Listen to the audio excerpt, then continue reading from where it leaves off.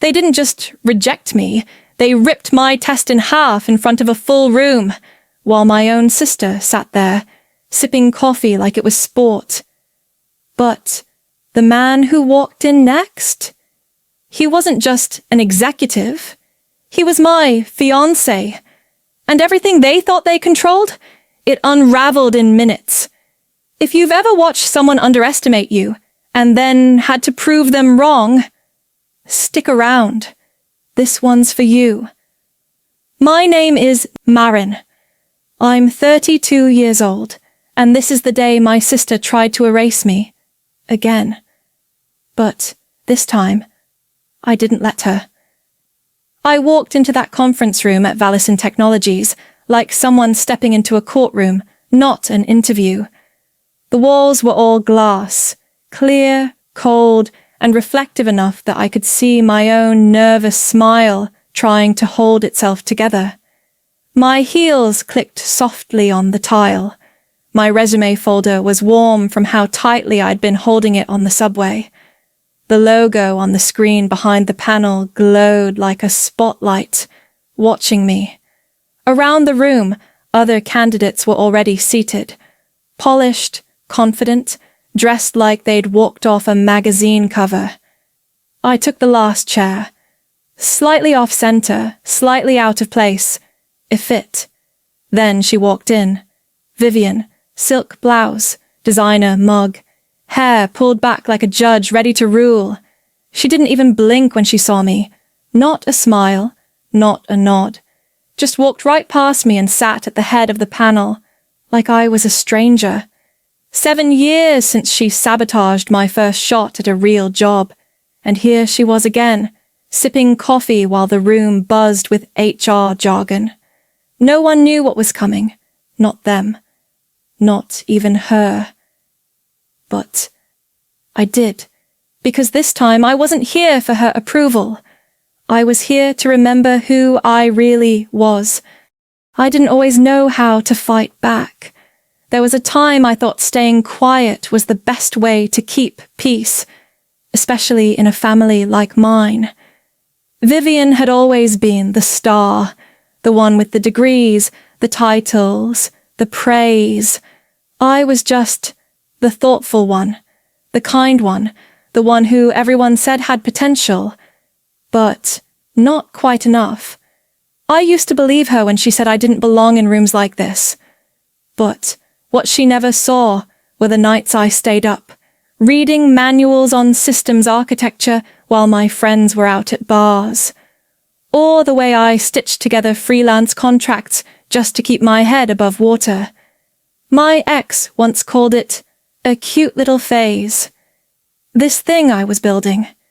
It wasn't cute. It was survival. The first time Vivian sabotaged me, I had shared my work with her in confidence. I thought we were finally connecting. A week later, that exact same proposal showed up at her firm, under her name, and she never denied it. She just smiled, tilted her wine glass, and said, "If people assume, that's on them." That birthday, the one where I lost my biggest client, that was her too. Forwarded the wrong version of my file, by accident. That day, I didn't say a word, just smiled through cake and champagne. But I learned. Not quickly, not easily, but deeply. And that learning, it was about to pay off, in a way she never saw coming. They started calling names. One by one, the candidates stood up, introduced themselves, and rattled off job titles like trophies. Vivian smiled politely at each one, nodded, took notes like she was actually listening. Then they said my name. She didn't even look up. Not a twitch. Not a breath. I stood, walked to the center of the room, and placed my resume in front of her. She picked it up like it was a flyer someone left on her windshield, gave it a glance, 2 seconds maybe, then slid it to the man next to her without a word. No questions, no eye contact, just silence. I sat back down. The seat felt colder now. Someone behind me coughed. The wall clock ticked louder than it had any right to. I tried to keep my shoulders squared, but my breath was shaky. "She's here," I heard someone whisper behind me. "Didn't know she even worked in tech." Then Vivian laughed. Not loud, just enough to sting. I didn't turn around, I didn't blink. But inside, something started to shift. I thought about every night I spent building case studies while others were out networking with cocktails and name tags. I thought about the night she called me small for dreaming big. But this wasn't just about her anymore. This was about me. About whether I would let that smirk define me. Again, I reached down, adjusted the folder on my lap, and told myself, they don't have to see me. I just have to show up anyway. I didn't cry when I left the building. I didn't run either. I just walked. One foot in front of the other through the buzz of downtown traffic, past strangers with places to be. I kept walking until I found this tiny coffee shop wedged between a bookstore and a dry cleaner. The place smelled like burnt espresso and old regrets. Perfect. I ordered a drip coffee I knew I wouldn't drink, just to justify sitting in the corner. The folder was still in my hand, creased now, the edges worn. I set it down gently on the table, like it might break if I moved too fast. There, right at the top, in bright red ink. Unqualified. That word had followed me for years, in whispers, in silences, in the polite but firm rejections from companies that said I had great passion, but not the right background. I traced the letters with my finger, not angry, not sad, just tired. Then I opened my phone. An email draft stared back at me, my resignation from a small startup I'd been working with on the side. I hovered over the delete button. Maybe I wasn't built for this world. Maybe Vivian was right. But then, I remembered my mom's voice, soft but steady, the night before my first failed interview. Don't ever beg to be let in somewhere you were meant to build. And that's when it clicked. I wasn't going to beg. I wasn't going to explain. I was going to walk back into that building, not for revenge, not for attention, but for me. Because this time I wasn't running. I was reclaiming. The receptionist blinked when I walked back in. I was calmer than I'd ever been. Too calm, maybe. Like something inside me had stopped shaking. I need to speak with the panel again, I said, adjusting my coat like armor. She hesitated, but after a beat, she picked up the phone. Maybe it was the look on my face. Maybe she'd seen enough people crumble that she recognized what it looked like when someone chose not to. 2 minutes later, I was back on the 40th floor. The same room, same chairs, same faces. No one stood. No one smiled. Greg, the senior guy with the expensive watch and even more expensive ego, leaned back, pen twirling between his fingers. "Well," he said, "since you're so eager to be here, let's see what you've got." He nodded to an assistant. A thick packet hit the table in front of me. 10 pages. No calculator, no laptop. Just logic puzzles, system design, and timed problem sets. 15 minutes, Greg said. No questions, no excuses. I didn't flinch. I picked up the pen, listened to the sound of the second hand ticking, blocked out the whispers, ignored the creak of Vivian's chair as she leaned toward the guy next to her, and muttered, "Let's see how far her little hobby degree gets her now." I kept my eyes on the paper, one question at a time, no second guessing, no pausing to wonder if this was worth it. By the time I hit the final question, my wrist ached and my breath was short. But I finished, clean, confident. I pushed the packet across the table and waited. Greg didn't even pretend to read it. He flipped through the pages like they were junk mail, not answers. Then, slow, deliberate, he tore the packet clean in half, page by page, rip by rip. The sound filled the room. No one laughed this time, but I could feel it, the weight of smug satisfaction in the air. "Impressive penmanship," he muttered, "but we don't hire fiction writers." I didn't move, didn't blink. Vivian tilted her head and offered that same condescending smile I'd known since childhood. "You always were stubborn," she said sweetly. "Never knew when to quit." I stood up, calm, steady, walked to the trash can, and I knelt, not to beg, not to plead, but to remember. I picked up every torn piece, one by one. No one stopped me, no one spoke, and just as I reached for the last page, a pointed heel kicked it away, pinned it to the floor. Vivian. She leaned in and whispered, "Still crawling for scraps." I looked up at her. She expected shame. Instead, I smiled. For the first time in years, I smiled like I meant it. And that's when the door opened behind me. Everyone turned. The room shifted, fast, like the oxygen had changed. He stepped in wearing tailored black and a face like stone. Calm. Director, Cameron Lane, co-founder of Valison Technologies. The man half the board wanted to impress, and the man Vivian had never managed to control. He didn't look at her. He walked straight to me, placed a hand on my back. "Are you okay?" he asked, low. "Only me," I answered. That's when everything changed. Cameron turned to the panel, calm, but sharp. "Interesting," he said, "because some of you seem to know her so well, and yet somehow missed everything she's done." Greg cleared his throat, flustered. "If we'd known she had relevant experience." "Relevant?" Cameron cut in. He opened the folder I'd brought, the one they hadn't even bothered to touch. He laid the pages out across the table, like exhibits in a trial. "Name Marin," he said clearly. "Freelance architect for 3 of Valison's internal systems, co-author of our AI ethics compliance model in 2021. The white-labeled framework half this room still doesn't understand." The silence was absolute. Laura, one of the other panelists, leaned in to look closer. Her lips parted, stunned. "This is our Q3 metrics report," she whispered. Cameron nodded. "Built off her architecture. Not signed, but hers." He turned to me.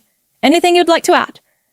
I looked around the room, at the faces that had dismissed me just an hour ago, at Vivian, whose mouth was slightly open, like the joke had gone too far and no one was laughing. "I wasn't here to ask for favors," I said, voice steady. "I showed up because I believed I had value. Turns out I had more than that. I had proof. You just didn't bother to look." Vivian opened her mouth, but this time nothing came out. Cameron's voice dropped into ice. "This warrants review of yesterday's interview practices, fairness, internal conduct." Greg shifted, stammering. "It was an informal session. Nothing binding." "Oh?" Cameron replied coolly, picking up the remote on the table. "Then you won't mind us playing back the footage." And just like that, their silence finally had a witness, and she was done being silent, too. The screen flickered to life. I didn't need to look. I already knew what was coming. There I was, standing in front of the panel, resume in hand, voice steady. You could hear Greg's smug chuckle, Laura's snide tone, and Vivian's slow, deliberate dismissal. Then, the moment. Her voice, clear as day. "You'll always be beneath me, darling. You know that, right?" You could feel the air shift. Cameron didn't flinch. He crossed his arms and stayed silent. Didn't even look her way. When the screen finally went black, No one said a word. Even the board members on the video call were frozen. Then the company's legal advisor spoke, dry but firm. This isn't just poor judgment. This is a liability. Vivian panicked. You could see it in her eyes, darting, calculating. She planned this, she shouted, pointing at me. She set this up to embarrass me. I didn't react. Just let the silence do the work. You don't understand, she hissed. I introduced her to him. Yes, I said quietly, and when he chose me, you made sure no one else did. Cameron stepped forward. So you admit you interfered with her hiring? That you tampered with internal evaluations? Vivian scoffed. I was protecting the company from nepotism. I leaned in just enough. The only nepotism here was you protecting yourself from being compared to someone you never believed could rise. No one defended her. Not this time. Cameron laid down one last folder. Inside, audit logs, metadata, IP traces, proof that Vivian had falsified my records, poisoned referrals, even forged an email to sabotage a client pitch. You're done here, he said simply, effective immediately. And just like that, her throne vanished. Not with flames, with facts. They offered me her office, glass walls, leather chairs, corner view that stretched over the skyline like something out of a catalogue. I looked at it. Really looked. Then I shook my head. No, I said gently. I'd like a desk near the development floor, closer to the team. The room went quiet for a beat, not in disapproval but surprise, maybe even respect. Cameron nodded. Noted. The HR rep smiled and slid the final offer across the table. Lead strategy architect, she said. Full-time, department-wide authority. I signed without ceremony. No speech, no tearful thanks. Just one quiet breath, the kind that fills your lungs after you've been underwater too long. As I stood to leave, Laura, one of the panelists, folded a small note and slid it toward me. I opened it as I walked down the hall. We're glad you're finally where you've always belonged. That hit harder than I expected. I didn't reply. I just folded it again, tucked it into my pocket, and kept walking. Outside, the sky had started to turn. That soft, golden haze New York gets in late spring. Warm, forgiving. Like the city itself had been holding its breath too. When I reached the development floor, the team barely noticed me. Heads down, headphones on, solving real problems. My kind of people, my kind of place. I found an empty desk by the window. Not fancy, not staged, just solid, clean. I opened the top drawer, taped the torn test pages back together, pinned them above the desk. A scar in paper form. Not to remember pain, but to honor survival. That test hadn't been shame. It was a receipt for every lesson I paid for in silence. And now? It was hanging where it belonged, right beside the future I'd built. On my own terms. Some bridges don't burn. They just quietly collapse when you stop walking across them. I used to think I needed her to see me, to respect me, for me to matter. But the truth is, you don't need permission to take up space in this world. You don't need approval to rise. If you've ever been made to feel small, especially by someone who shares your last name, I want you to know this. You are not too sensitive. You are not just overthinking it. You're building something, even if no one claps, even if they roll their eyes, even if they try to cut your story out of the frame. Keep building, because one day they won't be able to ignore the foundation you laid while they were busy laughing. And when that day comes, it won't be about revenge. It'll be about release. So, tell me, have you ever been doubted, dismissed, or overlooked by your own family? Or someone you trusted? Have you ever had to leave behind a room that never saw you, just to find one you could build yourself? If this story spoke to you, even a little, I'd love to hear your thoughts. Drop a comment, share your experience, and don't forget to follow, because the world needs more voices like yours. And more stories like this, ones that refuse to stay quiet any longer.